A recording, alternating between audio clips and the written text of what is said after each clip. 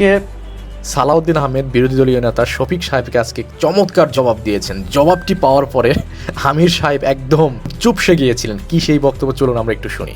প্রেসিডেন্টের ক্ষমতা যে প্রধানমন্ত্রী পরামর্শ দিয়েছেন তিনি জাতীয় সংসদের অধিবেশনে আহ্বান করবেন আর্টিকেল 72 এবং স্থান এবং সময় নির্ধারণ করবেন, করেছেন। আর্টিকেল 73 অনুসারে তিনি ভাষণ দেওয়ার কথা ভাষণ দিয়েছেন।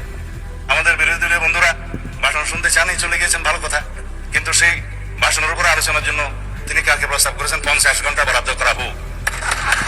এখন যদি রাষ্ট্রপতির ভাষণের উপর 50 ঘন্টা আলোচনা হয়, ভালো। সংখ্যানুপাতে সেই সময় বরাদ্দ করা হবে, আমরা এপ্রিসিয়েট করি।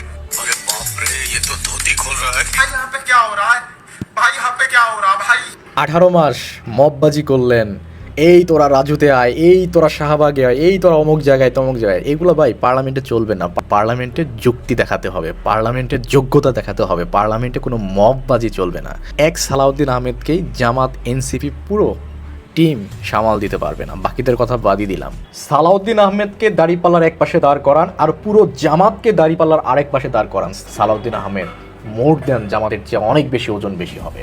সালাউদ্দিন আহমেদ কি জিনিস এটা আওয়ামী লীগ হারে হারে টের পেয়েছিলেন, এজন্যই তাকে ভারতে গুম করে দিয়েছিলেন।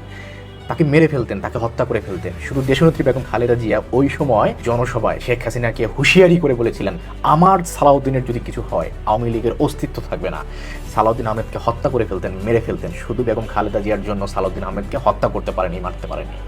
সালাউদ্দিন আহমেদ কি জিনিস আপনারা দেখেছেন ঐক্যমত কমিশনে। পুরো ঐক্যমত কমিশন একদিকে সালাউদ্দিন আহমেদ তার যুক্তি, তার মেধা, তার ধীরতা সব কিছু দিয়ে তিনি খণ্ডন করেছেন এবং সালাউদ্দিন আহমেদ পুরো বাংলাদেশের মানুষের মন জয় করে নিয়েছিলেন তার যুক্তি এবং তর্ক দিয়ে।